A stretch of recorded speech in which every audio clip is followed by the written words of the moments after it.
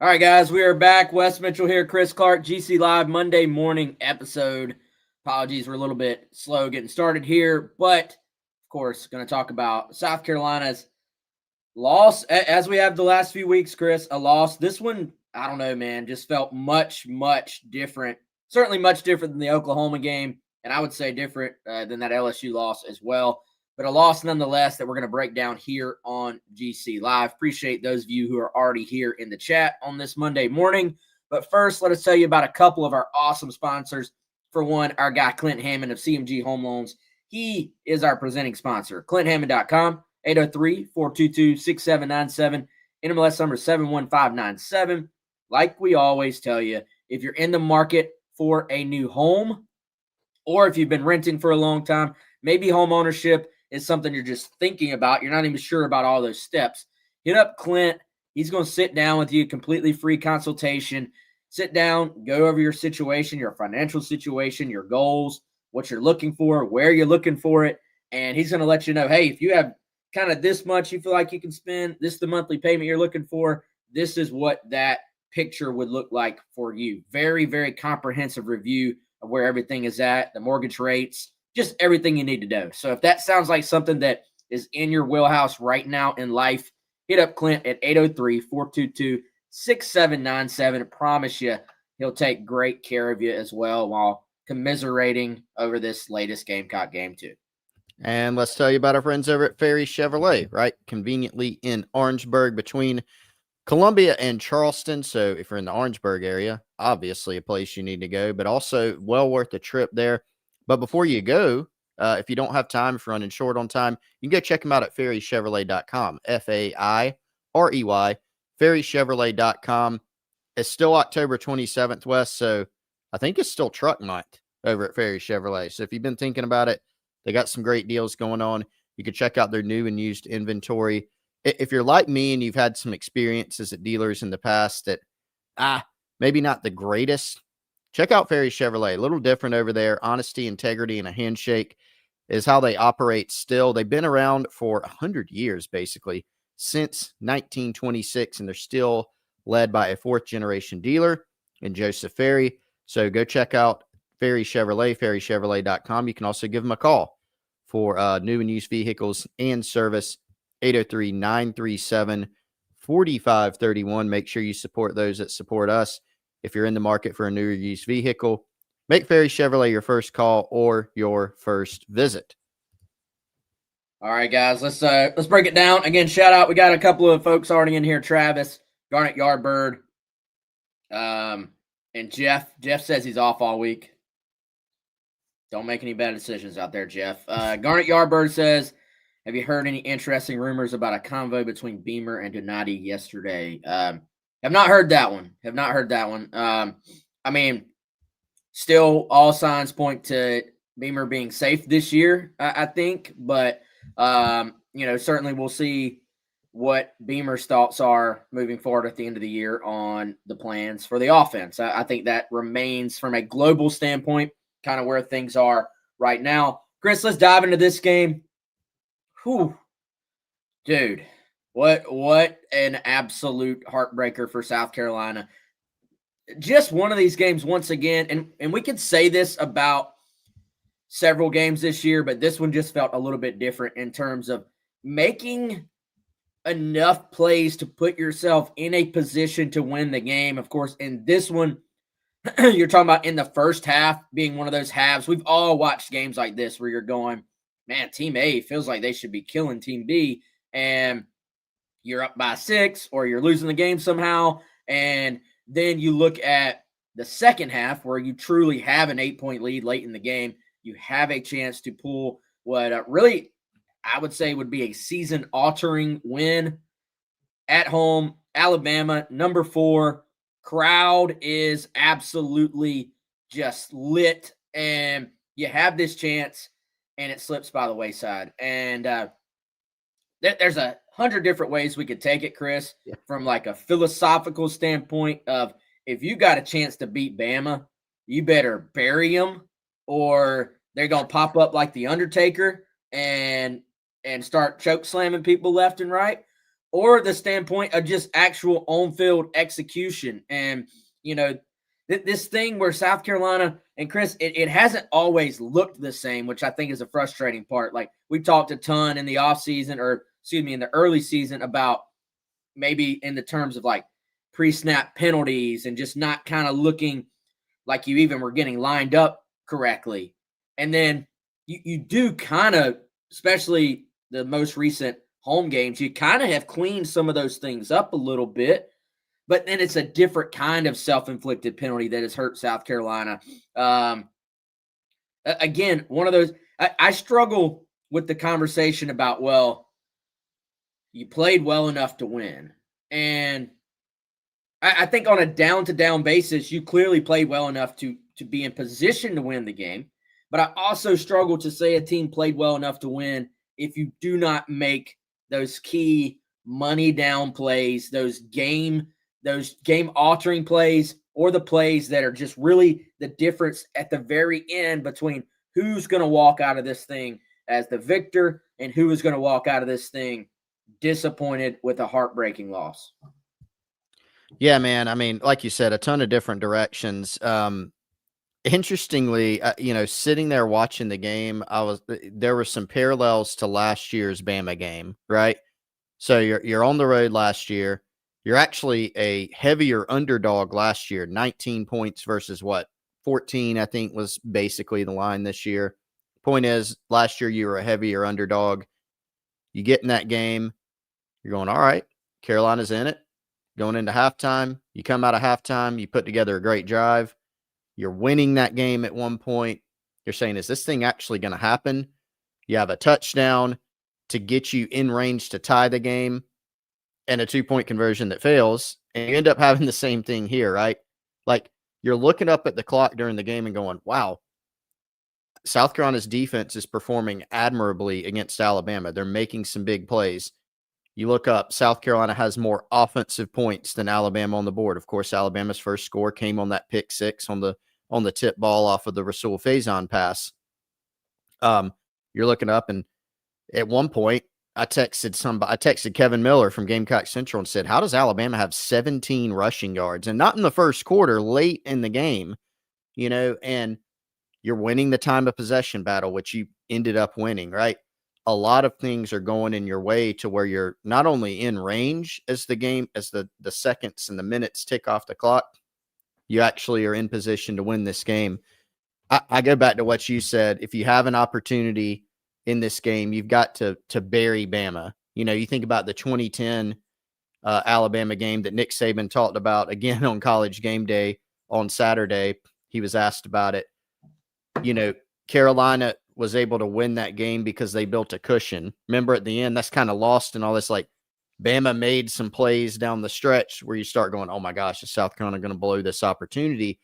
And they're able to build that cushion. And then the difference there was that team 15 years ago, honored on the field before the game, of course, they were able to finish the game. And Carolina just didn't.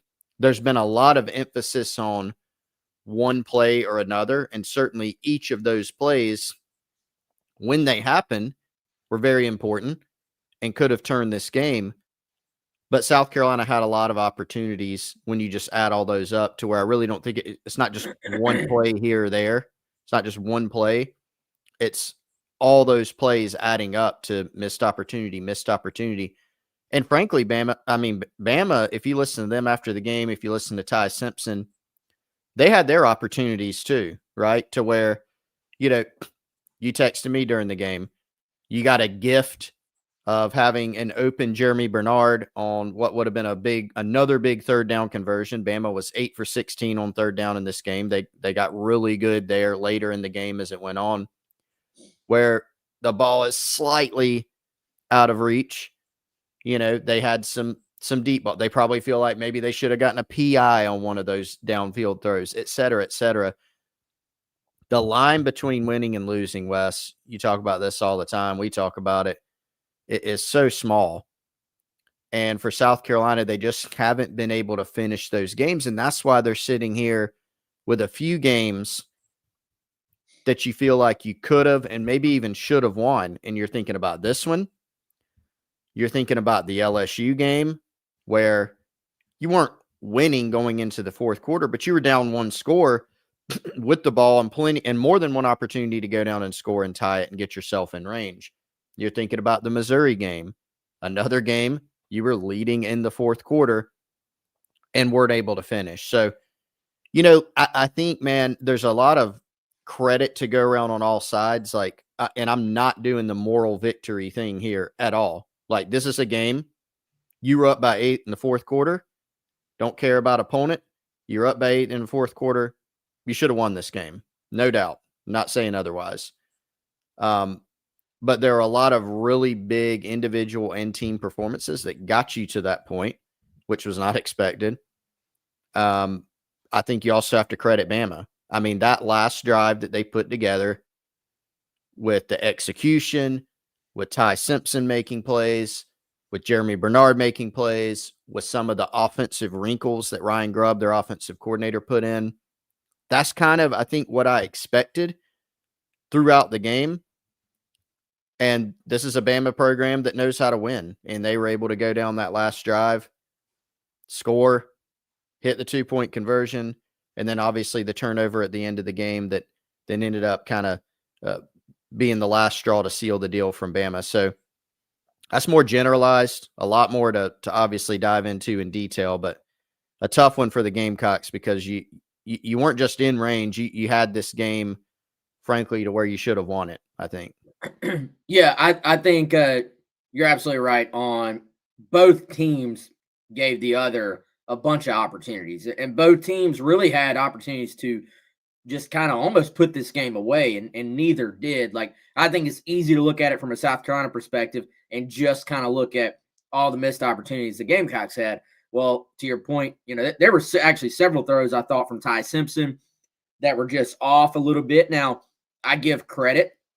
I think whenever that happens, you do give credit to the opponent too. In this case, South Carolina, was the pressure on Simpson kind of starting to stack to where maybe, like, to me, they had him, he stood in and made throws, but he was just a little off. And it seemed like that Carolina D-line was consistently, I don't want to say consistently, but a lot of times was getting pressure. It was a nice little kind of back and forth boxing match, basically, where there'd be some plays you'd go, oh, wow, he had all day to throw. But then it was like the D-line would answer back, and there'd be a play where Brian Thomas comes screaming off the edge, or Clayton has a great call and loops Dylan inside on the third down. Dylan, I thought somebody on Twitter had an excellent just quote about Dylan, and it was like Dylan Stewart just teleported into the backfield, and it was on that little stunt on third down where Dylan is the looper inside, and once he gets his shoulders turned up and gets north-south, he is as quick of a defensive end as South Carolina has ever had. And, he and Brian Thomas at times were, like, really good. Nick Barrett, Michael Goodwine looked like two men possessed. Defensive line and kind of edge, if you want to group that kind of whole position group together, those guys were game for an absolute battle, I feel like. And, Ty Simpson missed some throws, but I want to go back to that final drive from Alabama, man. It's weird to even say because these are different. It's college. There's roster turnover. There's more roster turnover than ever. So it's not like an NFL franchise where you can be like, well, yeah, man, you got to bury those guys when you have a chance. It's always been that way. And it's like, well, Tom Brady has been there for 15 years. You know what I'm saying? It's different players. But I firmly believe there is something with a program like Alabama that is just baked into the DNA of what they do. And when you arrive there, I feel like that even with a different coach now, when you arrive there, that expectation is baked into you, even down to, I mean, Chris, what do you even think about the deep down, like, sort of philosophical thought of if I'm a top prospect choosing to go to Alabama, knowing the expectation, and like there may be some guys who deep down go, hey, I know I'm a great player. do I really want that on my shoulders? They Yeah. would never admit that. You know what I'm saying? But there's just something about Alabama football. If you have a chance to take them out, you have to absolutely bury them. You are not going to be able to hold on for dear life and win the game. You've got to go make a play to win the game. So if Bama makes the college football playoff, which I think they will, if they win the entire thing, which right now I think there's too many holes, but we'll see. We'll see. But if they do, it's gonna be because of drives like the one they had to finish this game. Yeah. 8-minute drive. Felt like 100 plays. It felt like 99 yards. It wasn't, but dude, they went into we are who we are. They really had not consistently executed all game long. And it was like they became the Alabama offense we've seen all season long. This is what we talked about in the lead up. They're going to be efficient. They're going to convert third downs. They're going to stay on the field, time of possession. They're going to be throw oriented, but they're still going to be efficient. And that's just who they became. And, you know, and I will loop this in to a conversation I want to have later in the show about South Carolina's offense. But I do want to give credit to Alabama on offense, dude. When it came, and this was not like I'm sure Alabama fans are probably complaining about their play calling in the game, which is fine. And there were some opportunities for South Carolina to pick off passes that, frankly, they just didn't. That was something we talked about in the lead up. If you have a chance to make a game-changing interception, do you make it? And so the point I'm getting at, though, man, the money down situations, all the third downs on the final drive, the 3rd and 10 on the second to last drive, all those third downs where they're going down, scoring, and getting the 2. The actual 2-point conversion that they convert, the 4th down, it gets lost, dude. Carolina gets a red zone stop in the first half when it's a 7-6 game, and Bama says, no, we don't want 3, goes for it, converts the 4th down. Mm-hmm. And then the 3rd and 10 late in the game where you're trying to force the field goal if you're South Carolina, and they Will Helms had a great point on that play. They faked that reverse, and if you're South Carolina, you're thinking they want the first down, but are they probably not running this ball to the field side to try to set up their kicker in the middle of the field? They fake the reverse into the field and run the ball into the boundary, and which just is probably completely against what you would think a team is going to do in that situation. So in their money down situations in this game, they had some great calls on. Yep. And they executed them, which means they've probably repped those calls a trillion times in practice this year. So it just felt to me like, man, they're probably going, that was ugly. But on the true game defining plays, and the plays, not the ones where you look at retrospectively and say, oh, that interception changed the game. I'm talking where going into this play, this is a key 3rd down. This is a key 4th down. This is a key 2-point conversion. It felt like they had creative calls, and it felt like they knew blindly what they were about to do in those situations. Yeah, I mean, going back to that second to last drive where they ended up tying it and getting the 2-pointer, first down, they go 3-yard run, second down, they go incomplete pass. Now you got 3rd and 7 at the Bama 24. The stadium is on fire, and not the Facebook AI story where they say Williams-Brice Stadium is on fire. Like, it was one of the louder times I've heard the stadium in recent memory. 3rd and 7, best player Ty Simpson to probably your second best player Jeremy Bernard for 11 yards. Now you're rolling.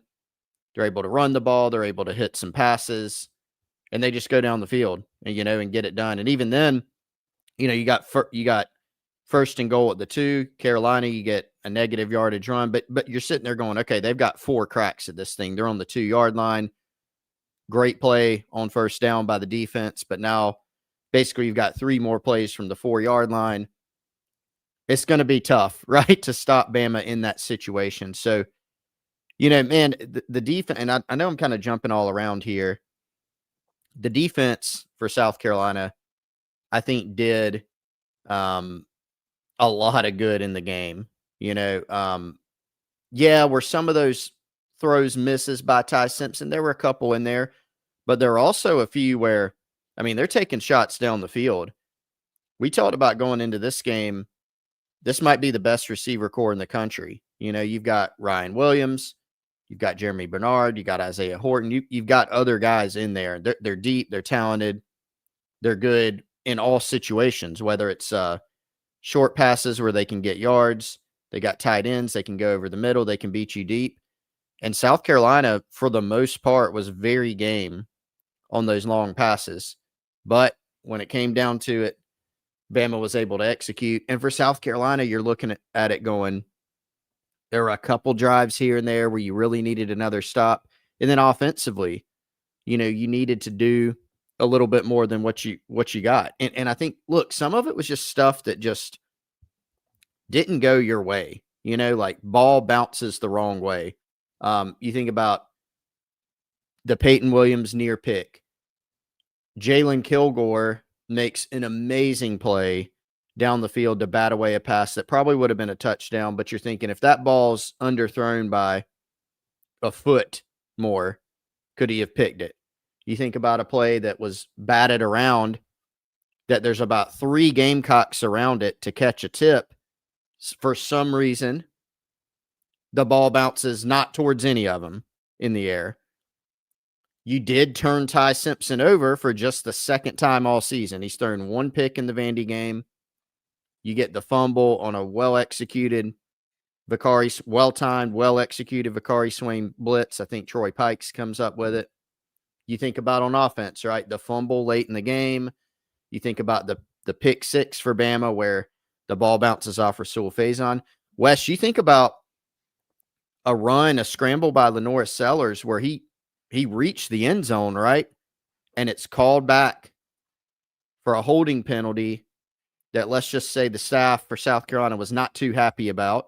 And it seemed pretty ticky-tack on Tree Babalade. And you have to settle for a field goal attempt there instead of going and getting 6. A lot of things that if the ball bounces another way, something else happens, right? The point is, and I'm not putting it on any of those, like saying, oh, they just needed a bounce and they should have won. There were things firmly in their control where they could have won this game. But again, it just goes back to that theme of like, this is how close it is. And if you have Bama on the ropes, you got to finish at the end. And that's what Shane Beamer talked about after the game is finishing in the fourth quarter. Yeah, you got to bury them, man. You absolutely do. Championship drive by Alabama, and it was methodical. It was, the execution was close to flawless on that after a game where really hadn't been flawless at all. And, I don't know, man. Like, it's this one to me, like, yeah, there were some themes that ran through this game that were similar to the others, but this one just felt different. Like, this one, like when Beamer says things like, hey, we're close, and people roll their eyes and point to the Oklahoma game, like this one was kind of the counterpoint to that. Like, hey, this team is still capable of what we saw on Saturday. And, man, just did not quite get the job done. And, I thought it was, I made this point in my takeaways piece. It was kind of fitting the head ball coach was in the house. And you had big game Garnet, right? You, of course, had a potential upset over top 5 Alabama. You had what I call HBC 316, which is thou shalt throw a deep ball after a quick turn situation. Yes. We finally see that, and it hits to Nick Harbor. But then you have the do not cheer a close loss that HBC taught Gamecock Nation 20 years ago after a close loss to Alabama. When Gamecock fans, Auburn. Auburn. After a close loss to Auburn. When South Carolina fans gave a standing ovation and Spurrier was disgusted. Absolutely disgusted. You do not cheer a loss. And to this day, credit being due, and I'm not a fan of all the just absolute vitriol that is in sports these days. Right now, sports is both the best of us and the worst of us right now. Is freaking brutal out there. Not a fan of death threats and over the top DMs to athletes and all the BS you see on social media. Not a fan of it at all. But there are no moral victories in Gamecock Nation anymore. Like, have you noticed? Like, I was a little bit even. I thought, because this was actually, Chris, one of those games where people were going before the game, man, if we can just go into this thing and compete, I'd feel a lot better. Or coming out of the Oklahoma game, it wasn't even close. If we just compete, that's what I want to see. Nobody actually deep down means that when they say that, by the way. I just want to see us compete line. No. Because when you do compete and you have a chance to win, you want to take advantage of that opportunity that you have created if you're on the team that you've created for yourself. You didn't just get gifted the opportunity. Yeah, Alabama had some missed opportunities for sure, but you went out there and put yourself in position to win the game. And so I think that's why it is that much just more heartbreaking. Now, I mean, you see it every week now. I don't think this means fire Shane Beamer because they lost a close game to Alabama. But I do think you're seeing a fan base that is not in the moral victory business anymore. No, they're not. And, and I think there's a line there, right? Leaving the stadium, Wes, people weren't booing the team, right? Which you've seen some places, booing the team after a game, booing the head coach, even after a win, like we saw Billy Napier's last game at Florida before he was fired after beating Mississippi State. You didn't see that, but you didn't see. I actually happened to be right near where the team came over for the alma mater. You didn't see people en masse applauding the effort. And Shane Beamer's talked about this. Like, clearly, Shane Beamer's not a coach that's as bunker mentality as some other guys. A lot of coaches say, too, that I don't pay any attention to anything that's said, but then that they do. Like, Shane Beamer says, like, hey, I got on social media a little this week, or hey, I stayed off social media, or I started to get on social media and I didn't. I think he's more in tune and aware than some others at some of the, things that are said and some of the narratives that are out there about this team. But one of the things that he often says is like, I like that people care, right? You don't want an apathetic fan base. You don't want a complacent fan base. There are places like that nationally, even some places, West, that have had success, even some places that win. And you look at the stadium and it's half full, or they're losing and it's half full. You don't see that at South Carolina. This is a team that came in with a losing record, with one conference win, that was very frustrated. Many or most of those people that were in the stands on Saturday were also in the stands for the Oklahoma game, and they came back, because they love their team, they love their school, and they want success. And that's a good thing. You want that. There is a line between that and some of the vitriol, which is tiresome, right? But people care, and that matters. And I'm just going to go back to the same point. I'm probably going to make it 12 times at least. This game there have been some games where you weren't close this season. You weren't close in the Vandy game except early. You certainly weren't close in the Oklahoma game in the second half, and the final score, you weren't close. There were some where you were. And so I think people are looking around, and I think Shane Beamer is looking at this and will continue to look at it throughout the season and certainly in the offseason. How can you get over that hump? Carolina had some close games last year that they won. Had some close games that they lost. Bama, LSU, those are certainly the two. Pick one of those, have a different result. You're in the college football playoff. This team's not in that conversation this year, but fans want to move closer. And so I think it's both a good thing that there wasn't a vitriol in the stadium after the game. There certainly has been some of that on social media, as always. There would be that if they had beaten Bama, people would complain. Some people, they would. But I think it was also a good thing not to just golf clap a near win. I think people are, they don't want near wins. They want wins. I think everybody understands that.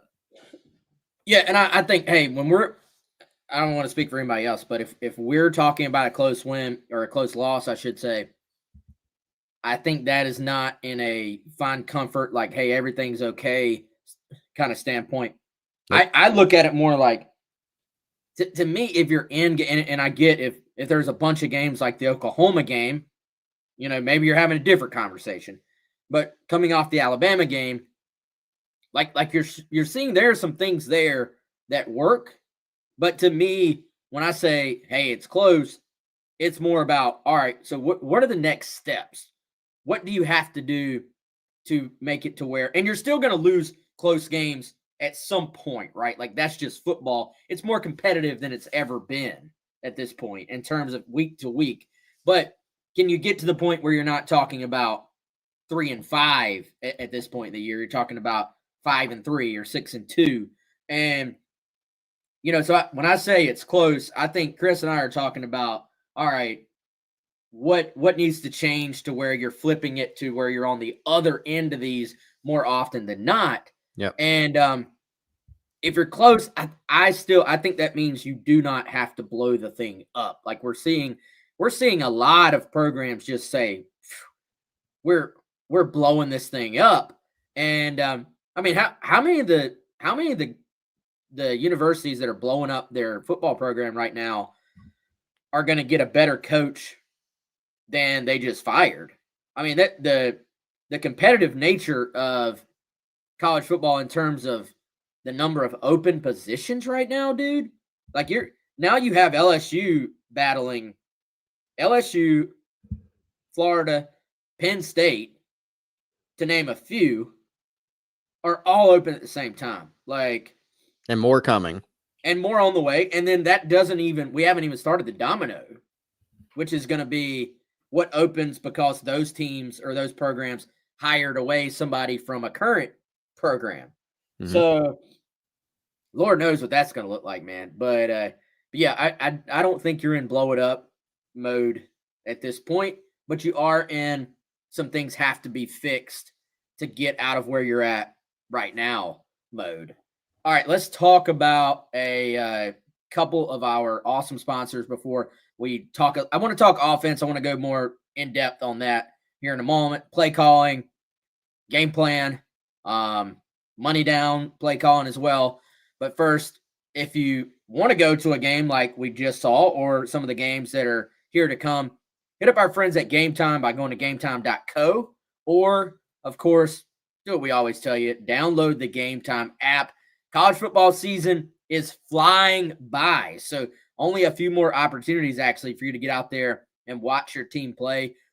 Maybe you want to take a trip during one of the upcoming bye week to a different stadium. You can do that too. Buying tickets does not have to be frustrating with the endless forms, logins, the price jumping around at checkup. Of course, all you want to do is just get your ticket, be in the stadium, cheering on your team. Game Time app is designed to give the advantage back to the fans. It is the hack for unlocking amazing tickets and experiences in just a few taps. So whether you want to go to an upcoming South Carolina game, a concert, a Panthers game, anything in between.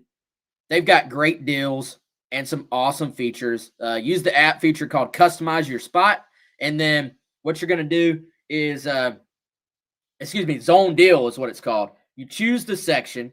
Game Time is going to select the seats, but then you save. So essentially, you're just going to say, hey, I want to sit in this area of the stadium, but you're going to get to pick the ticket. And then this way, you're going to pay much less for that seat. Of course, Zone Deals, like I just said, seat views, lowest price guarantee. I've told you about that before. And Game Time ticket coverage. Your purchase is covered with the most flexible customer service policy in the ticketing industry. Again, shout out to our friends at Game Time. Download the app today, create an account, use code ON3, that's ON3, for $20 off your first purchase. Terms do apply. Let's also tell you about our friends at Palmetto Golf and Belts. That's palmettogolfing.com. That's our friend Brandon Cohn, his online shop. If you're a golfer, if you haven't checked it out yet, you absolutely must. Right now, free shipping on belts. He's got the amazing needlepoint belts, getting rave reviews from people on the Insiders Forum and from his customers all around. Palmetto Golf and Belts, built on purpose and backed by passion, with quality you can feel, reliability you can trust, crafted for performance and designed to last. A lot of amazing deals: golf gloves, golf towels, golf tees, all in South Carolina themed colors and designs. He's got the Palmetto Tree and Moon, the state of South Carolina blue. He's got garnet. He's got the cross design. The needlepoint belts are a favorite. You can wear them to church. You can wear them golfing. You can wear them casual, business, work, whatever may come up. Custom embroidered American flag design is also available in a variety of colors. They look outstanding. They're a lot more affordable than other options out there and just as well made or better. Again, go check out the online catalog at Palmetto Golf and Belts at palmettogolfing.com. If you're not a golfer, that's fine. Great time to start thinking about some Christmas gifts, as we're almost in November, Wes. So check out Brandon Cohn's online shop at palmettogolfing.com. Support the businesses that support us here on GC Live and GamecockCentral.com.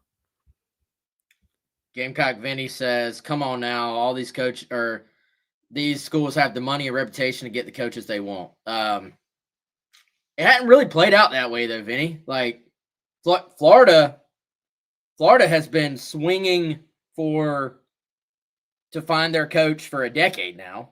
Mm-hmm. And at this point, half the open jobs just want to hire Lane Kiffin.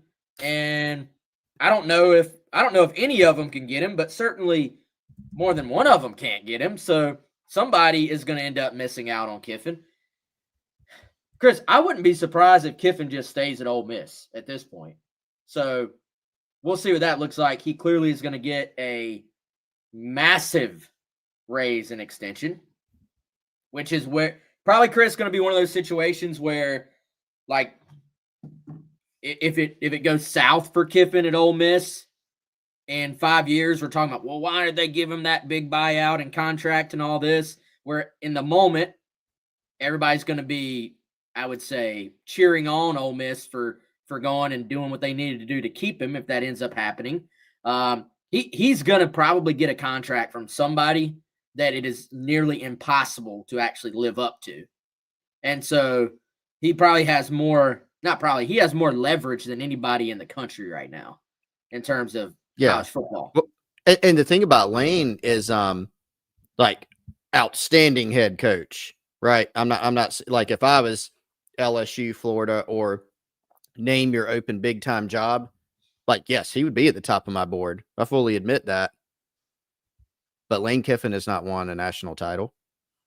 He's not won an SEC title, right? He's won a couple Conference USA titles when he was at FAU. Yeah. And he's a brilliant offensive mind. He's done great work at Ole Miss. But is even Lane Kiffin a guarantee anywhere? Not necessarily. I think if he went to Florida or LSU, like, I think he'll win. I think he'll probably win big. He might still win big at Ole Miss, but not like a sure thing, right? Look at LSU. Last three coaches that have coached at LSU, Saban, Miles, even Ed Orgeron, won national championships. They fired Ed Orgeron because he didn't follow that success with more success. Brought in Brian Kelly because Brian Kelly, hey, he's a great coach. He just needs more resources. You give him those resources, you give him a huge contract, and he flames out, and he's not there anymore, right? So, yes, I think you can't mistake a school saying we need to do better, which can be true, with they will do better. Sometimes that's true. Sometimes that's not true, so we'll see how all that plays out. It's going to be a fascinating coaching carousel, man. It's fun right now. Yeah, it's going to be great, man. Pete Nakos on 3, been following his stuff like every day. He puts out something new. Y'all go check that out as well. Great value to your Gamecock Central subscription that you get to read all the national intel as well, man. Let's talk offense. And this is in no way saying the offensive performance to this point in the season has been good enough. I did think this was probably the best game plan of the year, both in terms of the actual play calling and game plan in itself, and in it being a game plan and play calling that the players looked a little bit more comfortable executing to me. And, and I don't just say that in the case of, well, yes, they executed better, so that means the play calling was better. I mean that more like they just looked more comfortable with what was being called. Beamer mentioned, he didn't really want to say the word simplify, but essentially they chopped the thing down a little bit and said, let's focus on some things we do best. This, Chris, looked to me more like the offense I thought we were going to see for much of the year. Again, not that it was explosive as maybe you thought it could be in the preseason. Not that it was them just going up and down the field. It was not. But in terms of moving the pocket a little bit, in terms of getting the defense's eyes flowing kind of horizontally a little bit as well. I like the little wrinkle with Matt Fuller coming across as like the jet sweep guy, getting Sellers a little bit more involved again in the run game, being a little bit hard-headed with involving him in the run game. I thought it was a good plan, and for the most part, it was executed. There are still some missed throws from Sellers that he'll want back. Also, Sellers is the reason you're in the game. Sellers is the reason you were winning the game at one point, a huge reason for it. Chris actually had no problem with the quarterback draw, 2nd and 4 on the final, or I guess it would have technically been second to final drive. You know the one I'm talking about. After the game's tied, trying to drive down the score. Have no problem with that play call at all.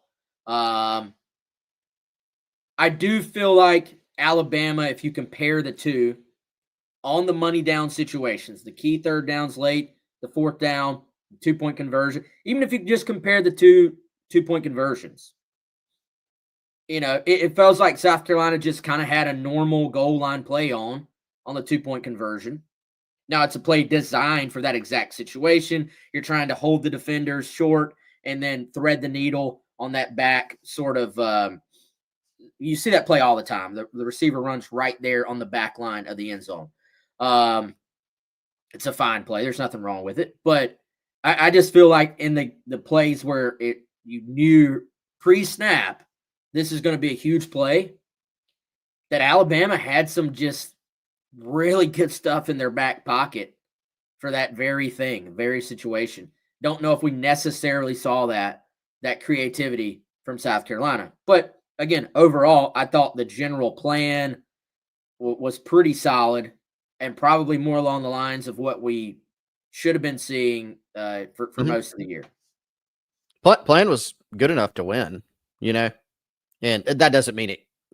Okay, well, is just good enough to win, and you don't win. Is that good enough? I'm not saying that, but it was better. I think we saw some things that were more along the lines of what we expected to see, right? We saw them move the ball. We saw them possess the ball. We saw them move the chains, even in some instances where they didn't end up scoring. Wes, they missed a field goal, obviously.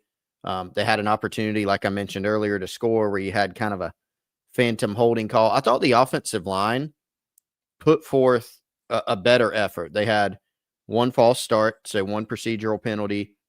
There was a holding that I think was a legitimate holding call that they got later in the game.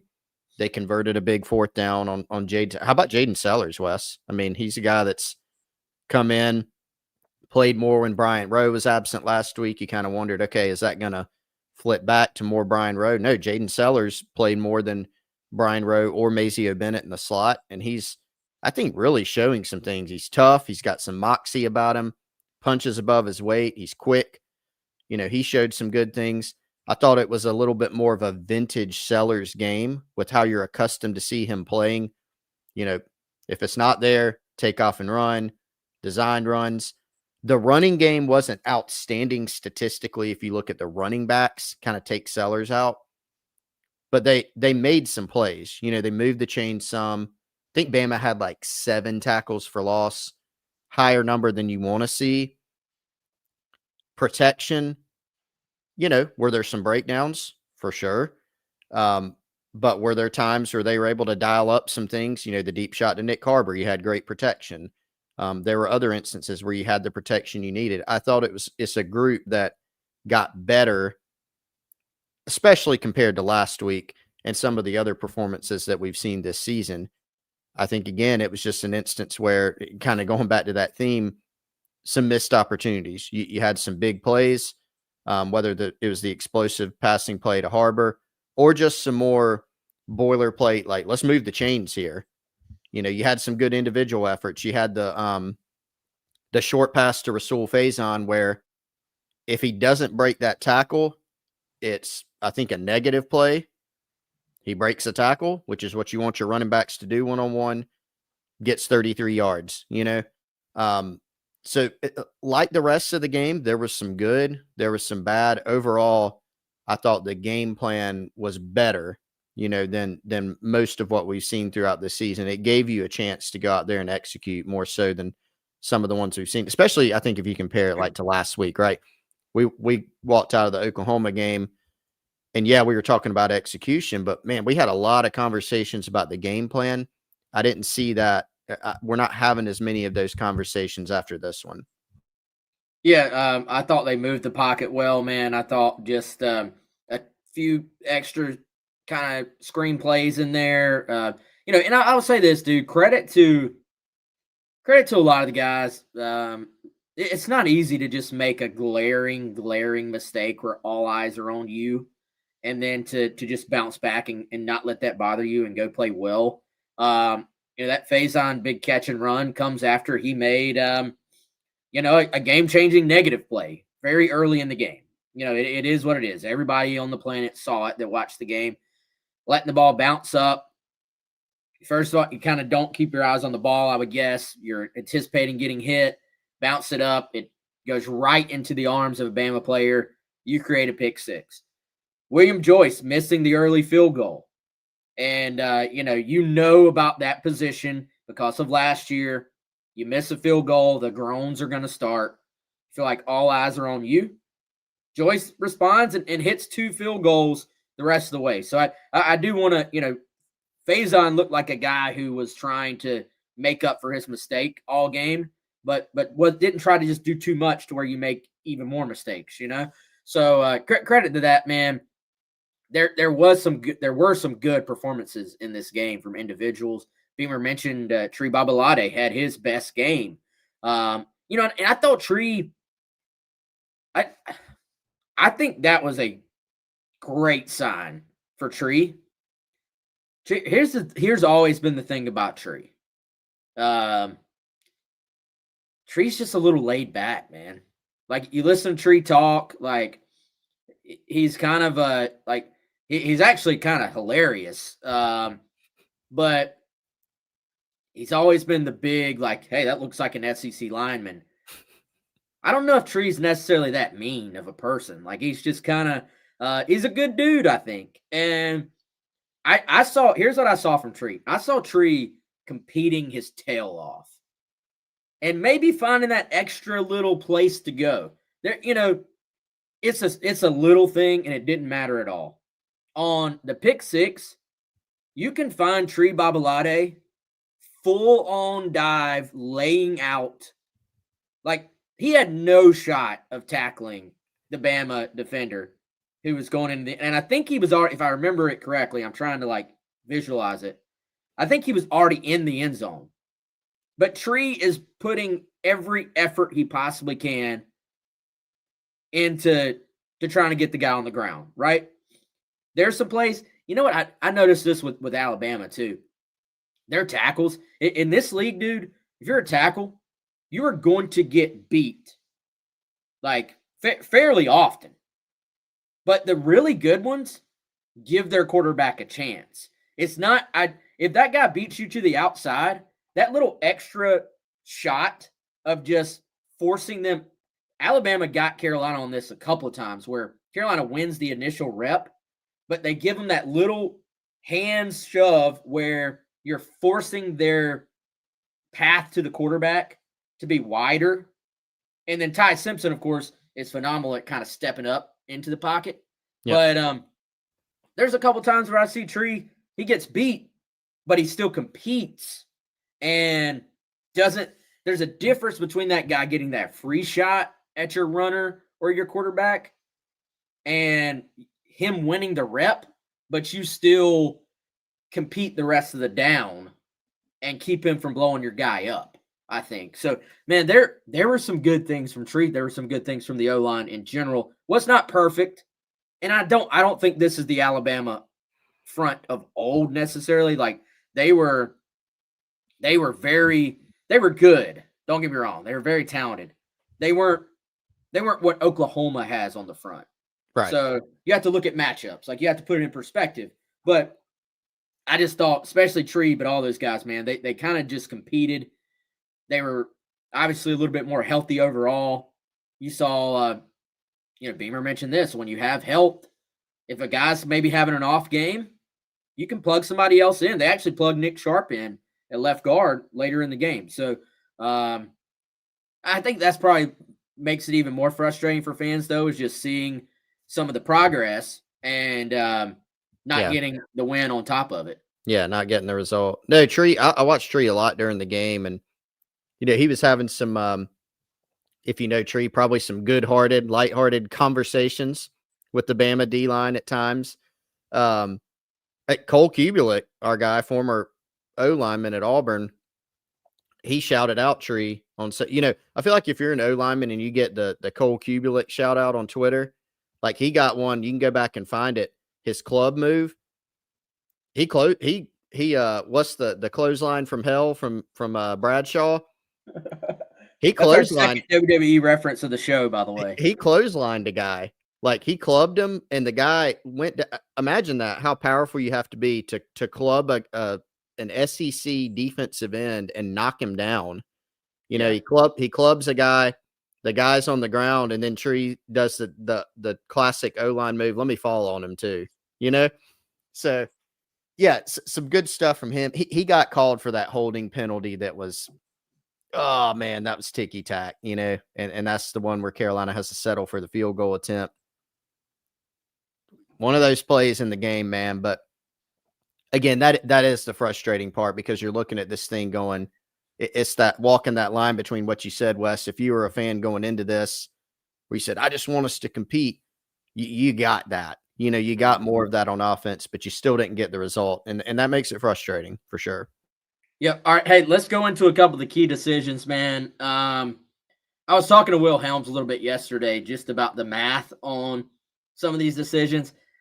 A lot of them are razor thin. Even I'll be honest, I did not like chasing the points early in the game, the 2-point conversion. Now, Will says the math is pretty much like, actually, most of the time, it's completely equal. Like whether you even got it or whether you took the PAT or the 2, it actually does not end up mattering that much in the math, like 70% of the time. Now, there are situations like we saw where the first point was more important.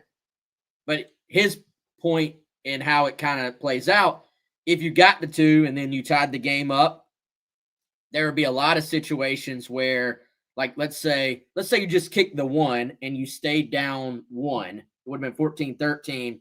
And then Bama is kicking field goals. And so then as the game goes on, you're down 4 instead of down 3. There's a lot of scenarios where you would wish you already had that additional point. So I also factor in that I feel like this team just has not executed short yardage at a high percentage. Yep. If you had an offense if you had an offense that's just been phenomenal this year and you want to put the pressure on opponents and you say, hey, you've executed again at like an efficient level, it's maybe different. I think that changes the math as well. It's easy to sit here now, obviously, but that was one I was kind of questioning even when it happened, and I'm going also, hey, it's a great call if you get it. It's a terrible call if you don't, type thing. Always. You know what I'm saying? Like if you go for two and you tie it up there, nobody's retroactively, even if they were cussing you when they saw you go out there, nobody's now going back and being like, you shouldn't have went for it. You're happy that you got it, right? Mm-hmm. I also thought it was a double whammy that they had to burn the timeout because you're going, I don't know about you, Chris. The second they burned that timeout, I said they're going to need that timeout later. Oh, 100%. You knew it. So I thought there were kind of three big decisions in the game that you at least discuss, right? That was one of them. The early 4th and 3, where you end up kicking the long field goal. I actually really thought he was going to go for it on that one. I feel like typically Me too. we see Shane Beamer go for that on that situation. And yes, your defense was playing great at that point. But I just looked at it like this is not an Alabama offense that you were going to hold down forever. They're going to get theirs eventually. And so that's another one, though. It burns even more that you missed the field goal, right? Which I think is also part of that conversation, part of that equation. Do you feel good about Joyce from that distance? William Joyce has actually been very solid this year up to a certain distance, right? Mm-hmm. Once you start getting into the deep 40s, then, it's a little bit more of a up in the air type situation. And then, of course, the one that everybody has talked about, Chris, the let them score play at the end, which I think has actually just been completely misinterpreted by a lot of people. The plan was not just let them score, period. The plan was let them score if they get the first down. Mm-hmm. And it does sound counterintuitive, but it's not so much counterintuitive when you think about, in my head, I thought Alabama should have just, after they got the first down, slid down at the 1. You know what I'm saying? For a chip shot. Yeah. Yeah, you so see that. If the offense, like we see this in the NFL all the time, actually, they slide down and say, we're going to take our extra point. It's not even an extra point in the NFL anymore. It's shorter than an extra point in the NFL, especially with a tie game, because at absolute worst, you're going to OT. Bama scores. So the original plan was to get the stop. And so, Chris, it's 3rd and 10 from the 25-yard line. They want to stop for little or no gain. You're forcing Connor Talty to attempt, at that point, if it was no gain, a 42-yard field goal. According to the broadcast, he is perfect from 40 yards and in, but then he's just 2 for 6 beyond that. So you're really hoping you just get the stop. Once you don't get the stop, that's when it comes into, is it the right thing to let them score, or is it the right thing to stop them and just know that you probably so here's the thing. DQ Smith's going to knock him out at the 11-yard line. Bama has timeouts. So at probably worst, you're looking at a 28-yard field goal. Mm-hmm. Now, if they run it forward and get even more, it could be a little bit shorter, a little bit farther. They're going to run it all the way down to no time, and they're going to be kicking essentially a 28-yard field goal for the win. So your conversation is Bama, 28-yard field goal for the win, no time left, or can you go 75 yards in 34 seconds? with no timeouts. With no timeouts. Yeah. Those are two terrible, really, really bad options. Yeah. Two just abysmal options. So, and you could argue either way, like, because I have seen, which I agree with. Okay, you're not scoring a touchdown with 34 seconds left and no timeouts and going 75 yards, probably. Now, you also have to bake in, Bama scores a field goal, they have to kick off, and that made it worse, right? They threw a junk kick. It was bobbled. Now you got worse field position even than starting at the 25. But could you spring a kick return? Like you have to bake that in too. Like we're talking about just scoring from the 25. That's assuming you're starting at the 25. So you do have an extra play in there where something good could happen, or as we saw, something bad could happen, which we ended up seeing. And then when you get the ball, something good could happen, low percentage, or more likely what we saw, something bad could happen where you stay in bounds, then you take a sack, now the game's over. You have 2 plays with no timeouts. You could also make the argument, because none of us really know, what if the guy lines up for a 28-yard field goal and dings it off the upright? Maybe. I mean, not as likely. What if you block it? Yeah. What if they bobble the snap? I mean, who knows? You can make the argument either way. And Connor Talty, their kicker, he has not been good further out. He's been fine, good in there. He also, I did notice, I don't know what he did on one of the earlier kickoffs. I do wonder about his frame of mind. Now, the South Carolina staff probably didn't see this. Connor Talty got absolutely laid into by Kalen DeBoer earlier, like full shoulder pad, helmet pull, cussing, spitting, all those things. I don't know what it was about. Do you maybe take your chances there? Maybe. But for South Carolina, maybe the thought there, Wes, is, hey, instead of this coming down to one play, which is a kick, let's let it come down to a few plays, which is a kickoff return, and see what happens. Like you said, all terrible options. Terrible. Yeah. I think the important distinction though, Chris, is that they didn't just let them score as the play started. Like that was the reaction I saw online is like, hey, this is coaching malpractice. You don't want them to, you'd rather them score than attempt a 40+ yard field goal? No. Right. Obviously not. And it was they let Bama score last year, completely different scenario, when Bama absolutely should have went down on the 4th and long, where Bama picks it up and then should have just laid down and could have ended the game. And instead, they score and you get the ball back, 8 points, you drive down, you have a chance to win the thing. So, I don't know, man. I would have liked to have seen if he could hit the field goal, if you could block it. Maybe the big wind gust comes up. I don't know. But also would have liked to have seen you be able to get something off downfield just to give yourself a chance on the next drive.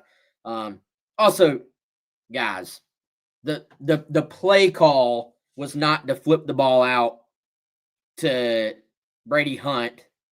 So I see people talking about how the play call after that was a 5-yard out. That was not the play call. You have receivers running downfield.